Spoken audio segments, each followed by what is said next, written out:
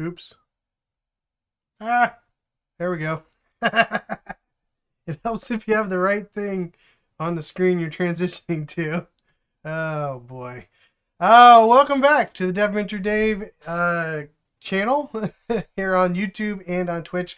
Live streaming most Monday through Fridays from 4 p.m. to 4:30, unless I'm late, in which case there is a stirring debate on the Discord server, which you can find a link to down below in the description, or on the profile page, depending on whatever you're watching this on, as to what exactly I should do to make up for the times that I am late and the times that I am missing on these 4 o'clock or even on the Saturday live stream. So that's why I say usually here from 4 to 4:30 p.m. on Monday through Friday, and then usually 10 to noon on Saturday mornings. So I had to miss this last Saturday.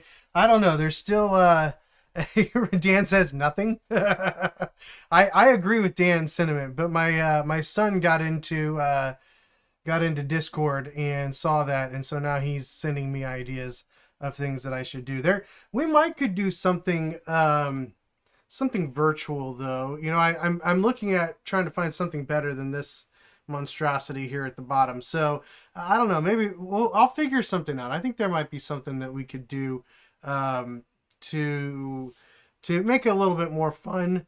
I don't know. We could probably find something.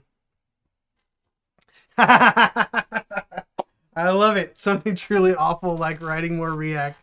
Oh, that's awesome. Way to stir the pot, Dan. Way to stir the pot. Welcome, Ming. Youth for Grandpa Dave. That title is getting longer and longer. Youth used to just be Grandpa Dave. Now it's Youthful Grandpa Dave. I'm a little scared to find out what it's going to be here in the not too distant future. So, write it in C. Oh my goodness. No, thank you. I'd rather stick with my PHP, quite frankly. It's a lot easier.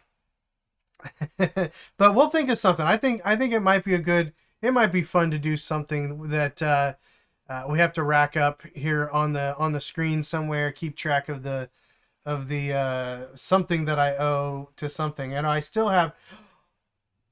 Oh, you know what? I think I still owe you a mug, don't I, Mel? Did I tell you I was going to send you a mug, Mel? I don't think I did. Did I? Oops. She's probably like, yeah, you were supposed to send me a mug a year ago. I have them. She's probably stopped watching now since I mentioned the mug. So I do have some Dev Mentor Dave mugs. Actually, hang on one second. Oh, no, I have them. I just never did it. That's my fault. They're around here somewhere. Where'd they go?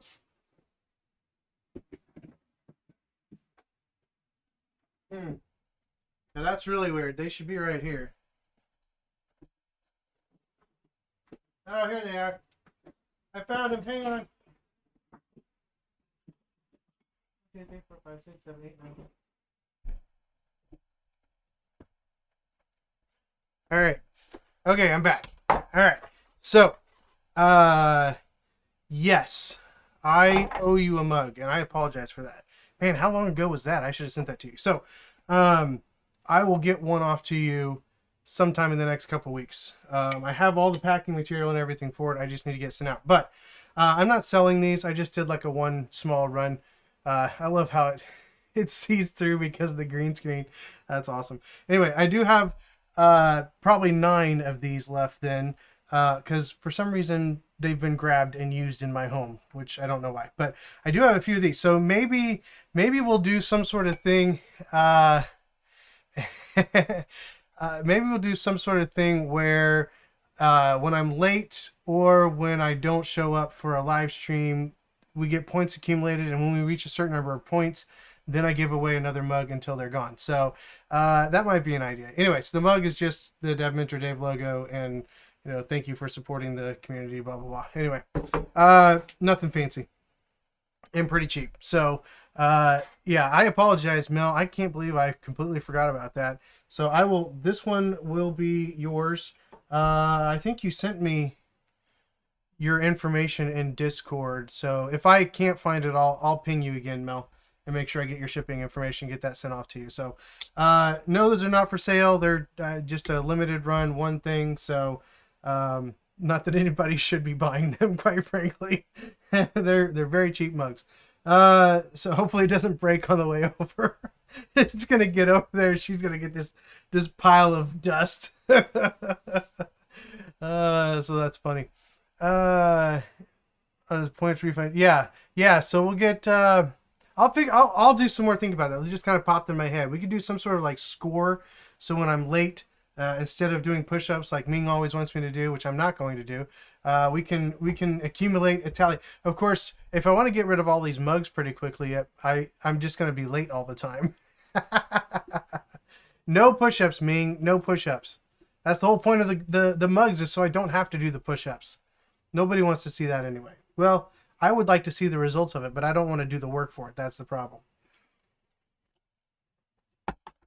All right, so we got a few people on the... Whoa, that was loud. We got a few people on the Twitch live stream chat. That's the only one that shows up here. But if you're watching on YouTube, jump in the chat, say hello, and join the conversation if you would like. And we'll get moving. I've already wasted about 5 minutes here, but this is for you guys. So hey, if you guys want to talk about something specifically, let me know. I do have I'll have my monologue for the day that I'll go through here pretty quickly. But yeah, we'll see. We'll figure something out. I think there's gonna be a good opportunity for us to do something interesting. I think with those mugs, and then I'll get that one to you, Mel. Let's see. Mugs plus youth push-ups. I've been trying to do one push-up for over a year now. I started against the wall, and now I'm down to the stairs. I don't know what that means about wall and the stairs, but I did do a push-up the other day in front of my entire family, well, except for my oldest son who's at boot camp. So I've definitely got to work on it. I've got to at least get in better shape for when my son gets back, so I can give him a challenge physically, since he'll be doing better physically than I will at that point. All right, so PHP beat JS to Lambda functions on the server.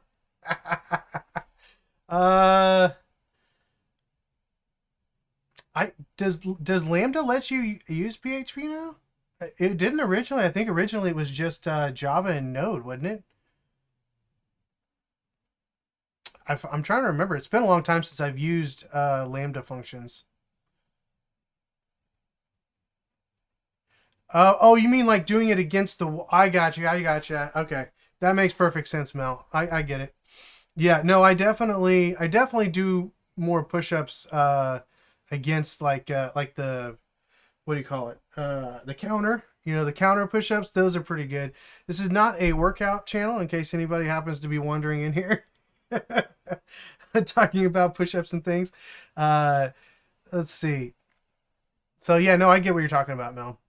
The idea is you send a function to the server and JavaScript executes, but that is just how PHP works. Yeah, exactly. Yeah, and honestly, I think PHP does it better. There's better tools for it, frameworks and things like that. So yeah, there's that. Ming.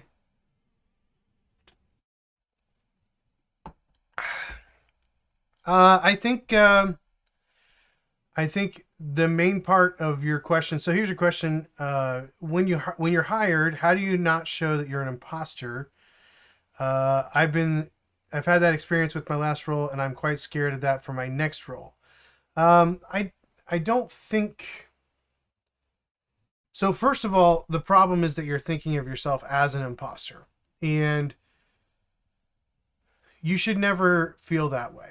And yet we all feel that way in one point or another, because what imposter syndrome really is you running up against something, or the fear of you running up against something that you won't be able to handle. And the reality is that's just part of the journey. finding things that you can't do or don't know are just part of the journey. Now, you can't control someone else's expectations of you and your abilities really at all. You can even tell them point blank everything that you know and be honest about the things that you don't know, and they could still have the wrong expectations of you. They could still think that you are going to be able to do something that maybe you're not able to do, or think you'll be able to do something as quickly as they want you to, but you won't be able to do that. So I think there's a difference between being an imposter and feeling like an imposter and being treated like an imposter, right? Because as long as you're upfront and clear about everything that you know, and that as long as you're not trying to misrepresent yourself, then you can't actually be an imposter. You're only an imposter when you knowingly falsify what you can and can't do, right? That's what a real imposter is. And so that's why I say you shouldn't feel like an imposter. Now, other people may treat you like an imposter. They may think of you as an imposter, but that doesn't necessarily mean that you are an imposter. This actually kind of flows right into some of the topic that I wanted to talk about today, and that is your reputation, right? There are aspects of your reputation, and your reputation matters. But there are aspects of it that are something that you can do, that you can control, you can manage, and there are aspects of your reputation that you really can't control and manage, right? And I think it's good for us to remember that we all have a reputation. Well, in many ways. I mean, I was going to throw up. So you're probably familiar with this person here, known as the Phillies Karen. If you're not familiar, I'm shocked, but it's probably because you're out of the United States. But pretty much anybody in the United States has heard of Phillies Karen. This is a woman who got all upset at a guy who stole a home run ball from her, and like she lost it. Went over there, berated him. He had given the ball to his son, took the ball, gave it to her. Like, he was just like, I'm out, man. This is crazy. And the internet has been on fire ever since this happened because it got caught on video. And, let that be a lesson to you.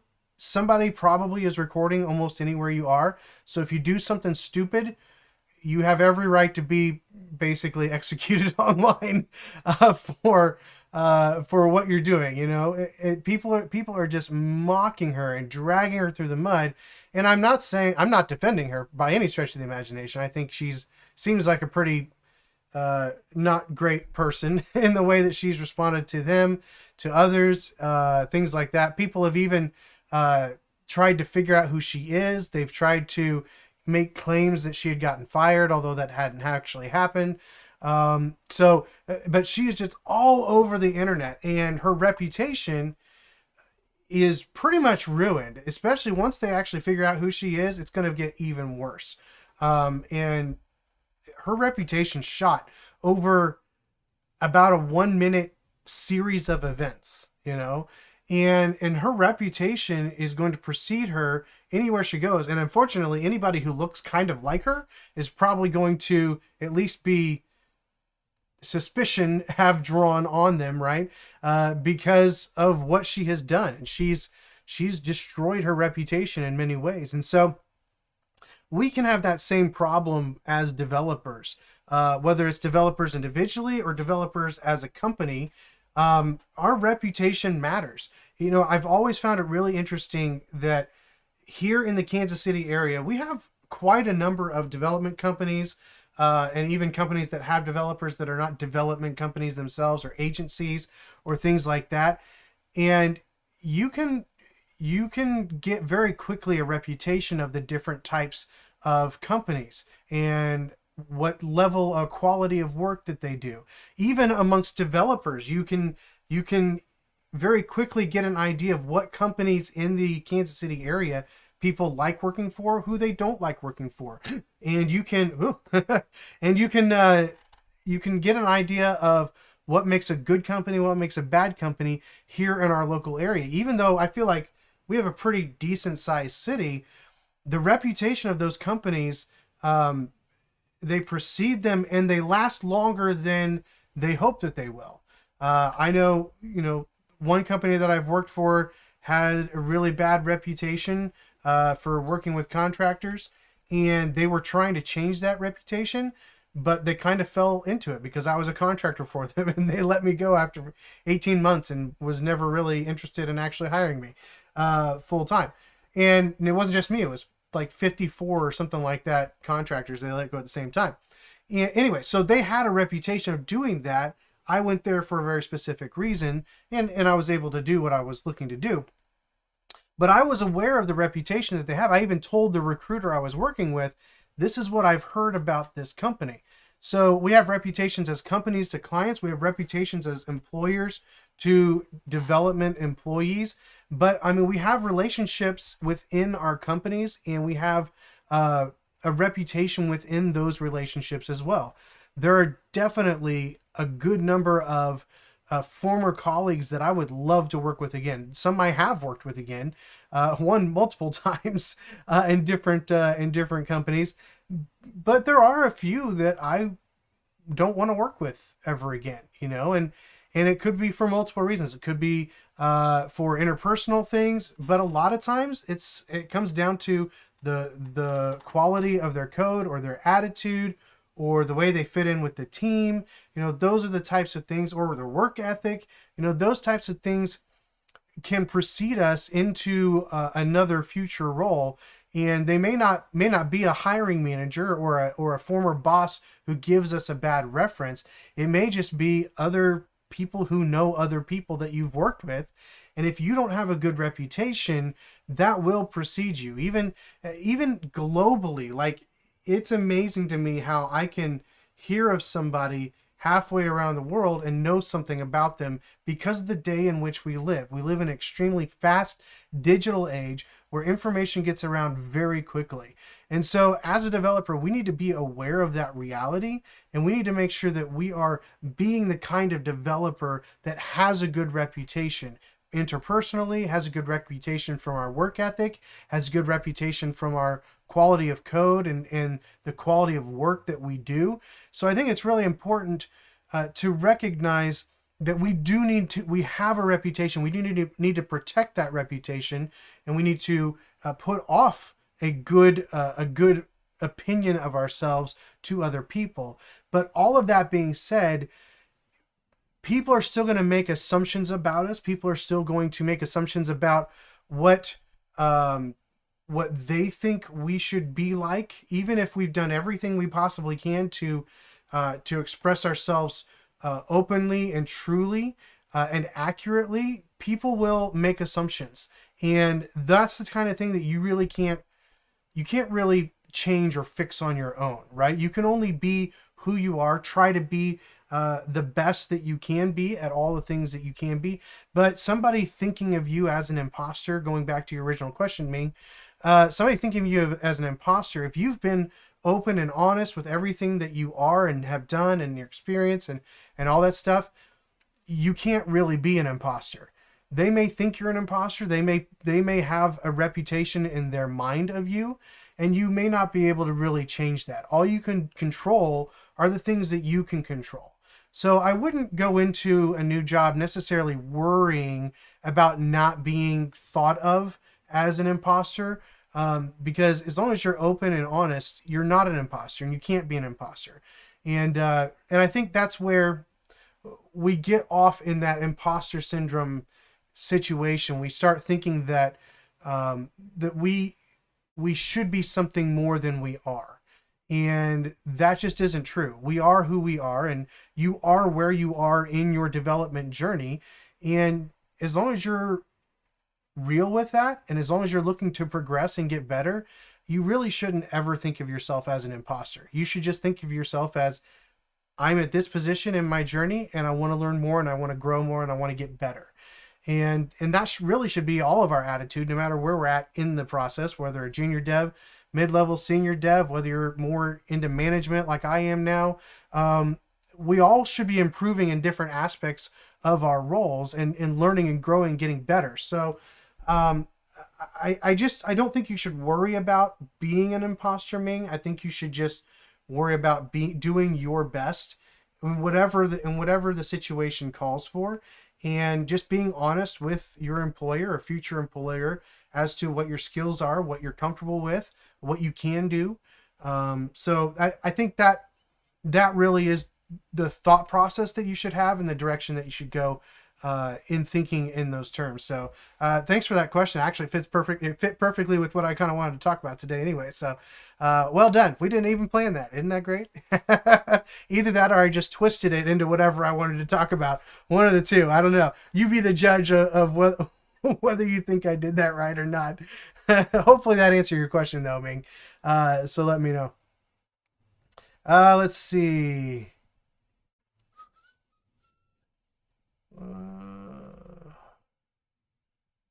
Dan says, what do you think about things like OpenSWOOL that make PHP run a continuous process? I've never messed with it before, so I don't know. Mel says, how do you not take bad experiences into your next experience? Oh, that's a good question. Like if you're laid off, you'd be worried about that in your next job. How do you not let it affect you? Well, having been laid off many times in my career, I will say that it always affects you. Okay. That's number one. It always affects you when you get laid off, whether you think you're prepared for it or not. There's another YouTuber on here that I've had some interaction with. Her YouTube name is, what is her YouTube name? Sorry. I think I mentioned her before. It's Ian something. I will find it here. I think I'm subscribed to her. Yes, Anne Undefined. Check out Anne Undefined. Here, I'll pop this up over on the screen. So she actually, not too long ago, got laid off. I don't know if it was her first layoff. Yeah, so anyway, go check out some of her videos. She does a good job on that. So, obviously making more than me. Anyway, so she has talked about the fact that she kind of knew that the layoffs were coming at her job and thought that she had really prepared herself for it. But even when she got the call, like there is a visceral reaction to losing your job that I don't think ever really stops happening, right? I don't think it ever goes away. And even when you think you're prepared for it, when I was let go from my first job, I literally had stuff packed on my desk for like a week and a half because I knew it was going to happen eventually just because of the way the company was going. I hadn't started looking yet because I didn't really want to admit it. In fact, the morning that I was laid off, I walked in and I said to my former boss, because I had switched departments, I said to her, I think I'm going to start looking for a new job. And she knew that I was actually going to be let go because she was in leadership. And she told me afterwards, she's like, I really wanted to say something, but I couldn't. So, that's part of life.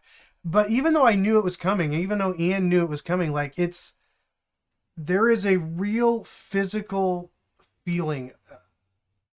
I think a gut punch is like the best way to describe it.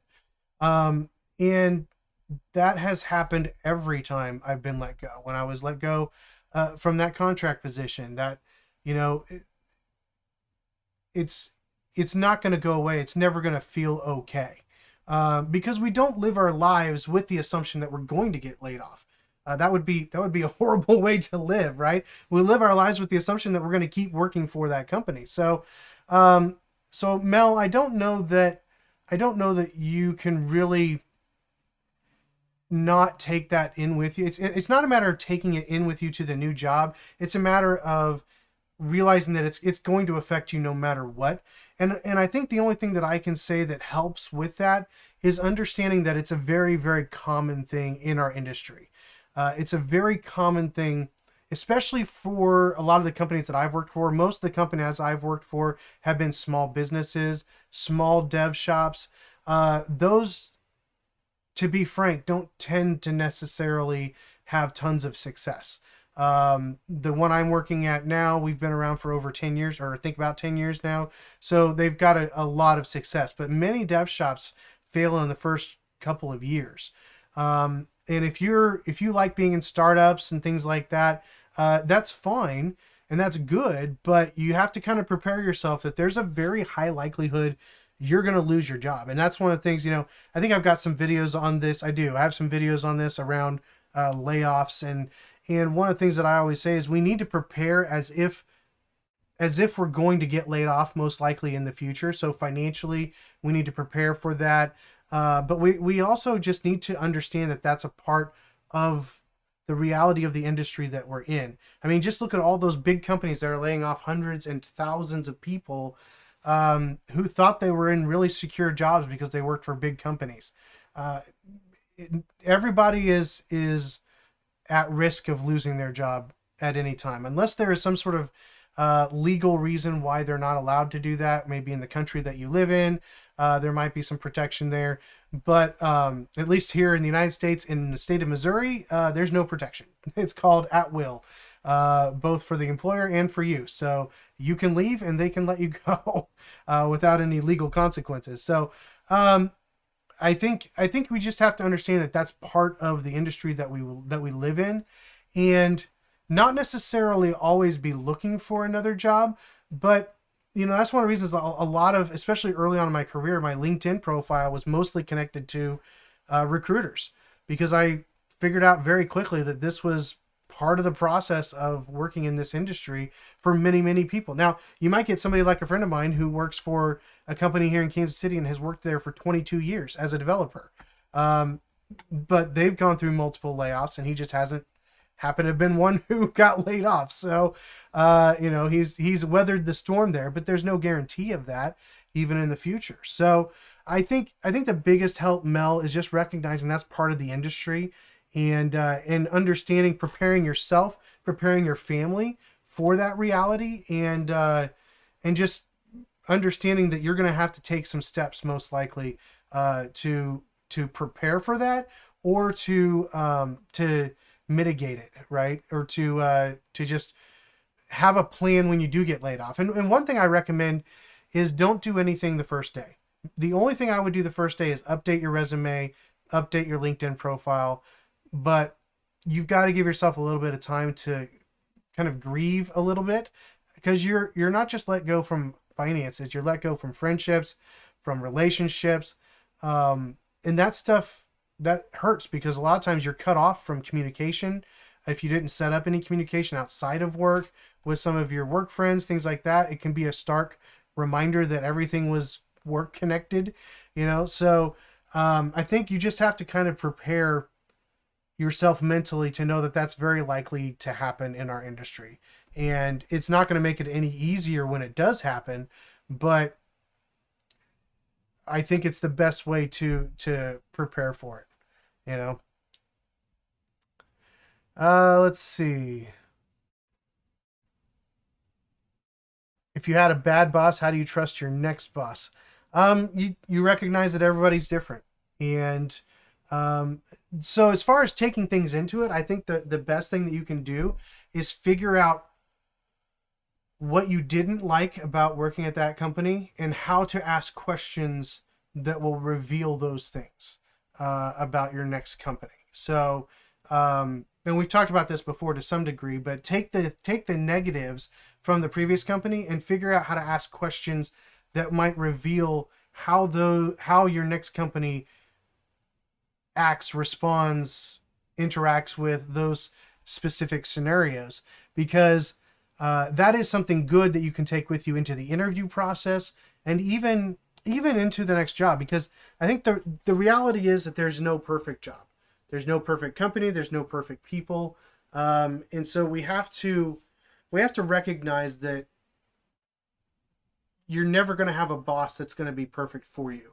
Even if you really hit it off, there's going to be something at some point that you're not going to like, or that they're going to have to do that you're not going to like, right? So it's something that we just have to keep in mind. Everybody's different. There's no guarantee that your new boss is going to be just like your old boss.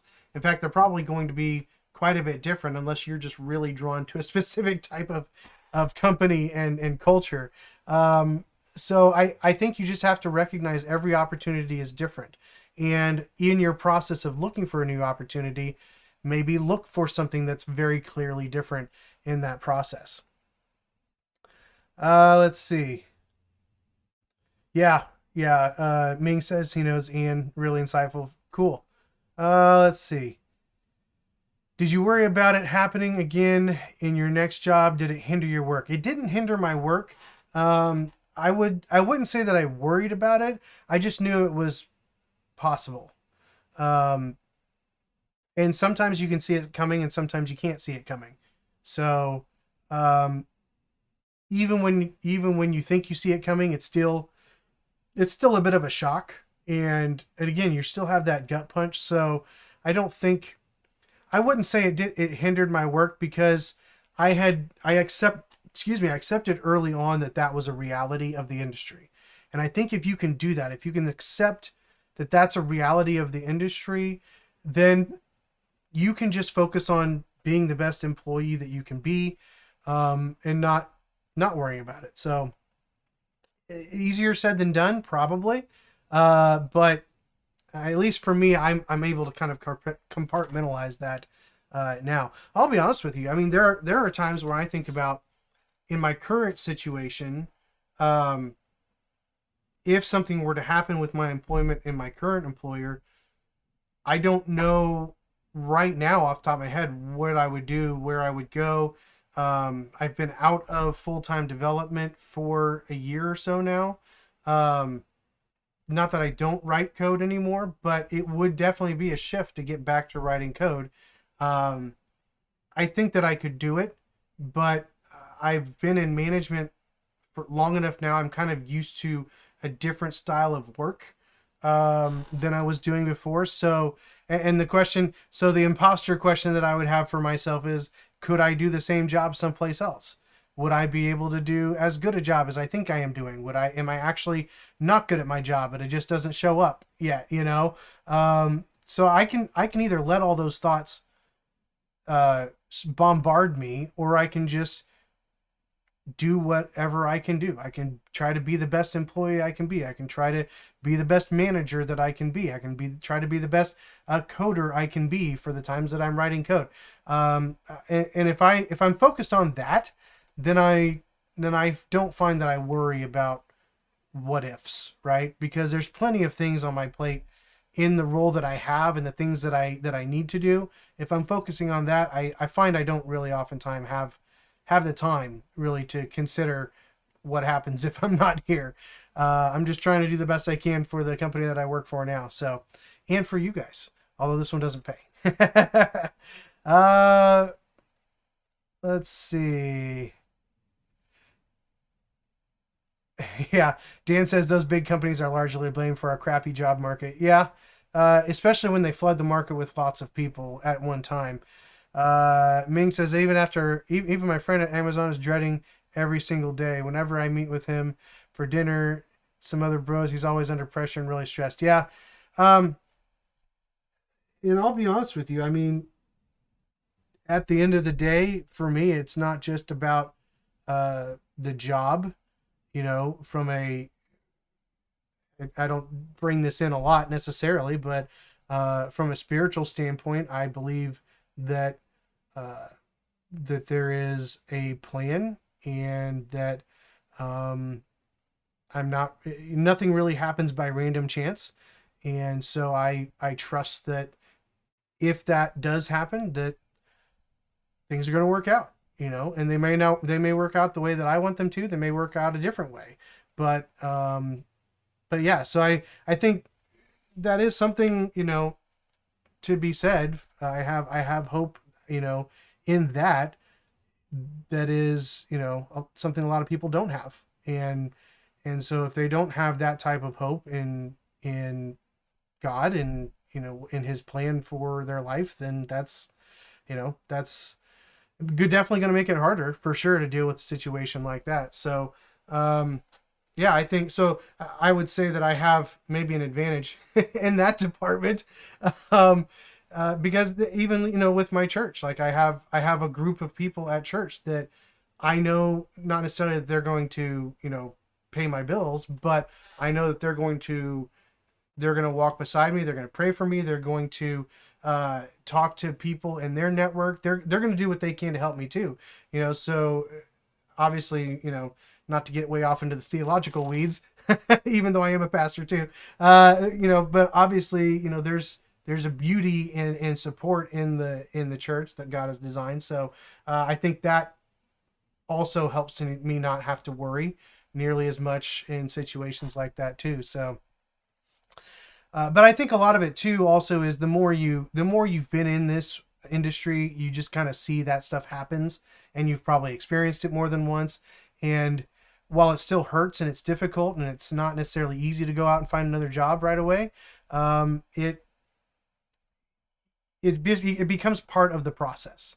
It becomes part of a part of life in this industry. And I try to be very open about that with junior devs and let them know, look, this is a great industry, a great job, but there are aspects to it that are real and not fun. So you need to be aware of that and plan for it, especially if you're getting in and able to make more money than you have in the past. You need to be socking some of it away and planning for a rainy day, because chances are high at some point you're going to get let go.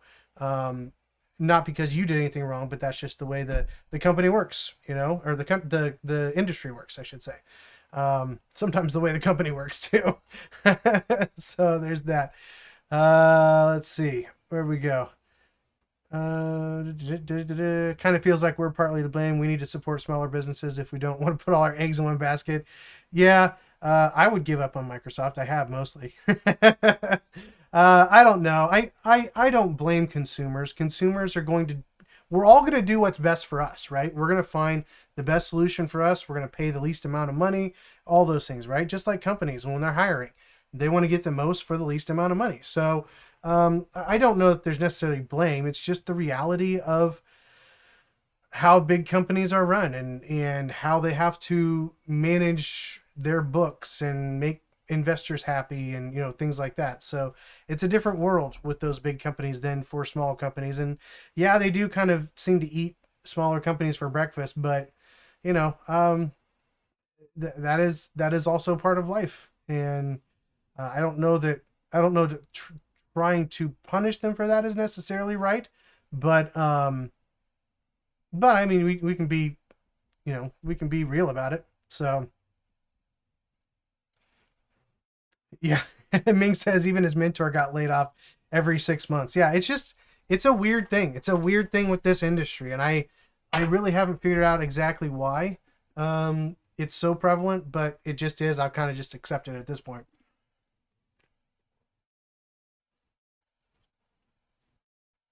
Let's see. Dan says, I do like small, medium businesses, though, so I'm blessed. I'm biased, yeah, and blessed. At least when they let you go, you have reasons you can probably understand. They probably feel something for having to do that. Yeah, absolutely. You have to remember, especially in a small business, you're not the only one that feels icky, unless they just have somebody in the company that's super cold-hearted, or you just don't have a good relationship with them or something like that. They're probably not going to feel very good about letting you go. Because most of the time, the reason they have to let you go has to do with the success of the company and the ability of the company or the inability of the company to keep you on. Now, sometimes you can use layoffs to get rid of people who are not living up to the standards. Oh, sorry, guys. Not living up to the standards that you want, but a lot of the times it's due to problems with the company itself, usually monetary problems. So they don't usually want to let you go most of the time. So let's see. Mel says, I like the up and coming companies. They spend enough time and energy on making something useful and have more heart. There you go. So 9 women still take 9 months to have a baby. Or is it 10 months? We won't go into that argument. But yeah. Let's see. Plan to take down. Mel says, I plan to take down the big companies by giving small companies a fair chance. Some amazing indie games out there, and my local butchers has huge blocks of cheese. There you go. Hey, fight the power, right? There you go. No, and again, I don't think there's anything wrong with, buying local and small business week and things like that. I think those are all good. But I think we also have to be careful not to judge people um, for choosing what they think is best for them, whether it's in quality or in price or whatever. But yeah, big companies, they have their place, and sometimes it takes over other people's places too. So that's just the reality. That's the reality of the business world, unfortunately. So anyway, we are well beyond 30 minutes. So great questions, everybody. Thanks for the conversation. And I will see you all hopefully here tomorrow. I do have an on-site meeting tomorrow with a potential client. But I think it's only in the morning. There we go. There's the Grandpa Dave emoji. So I have a meeting in the morning, but I should be back, I believe, for the afternoon. So I'm planning on being here at that time. I will get I'll get that mug shipped out to you here in the next week or so, Mel. So be looking for that. I'll let you know when I send it. Be looking for that in the near future. And yeah, thanks. I think we had up to like 6 people viewing. Not everybody jumped in the chat, but good discussion today. Thanks everybody for jumping in. I really appreciated it. I know it's not always the perfect time for everybody, but we had a great chat today. So thanks for doing that. And I will see you all at 4 p.m. tomorrow afternoon for Workday Recap. Yeah, tomorrow. See you guys.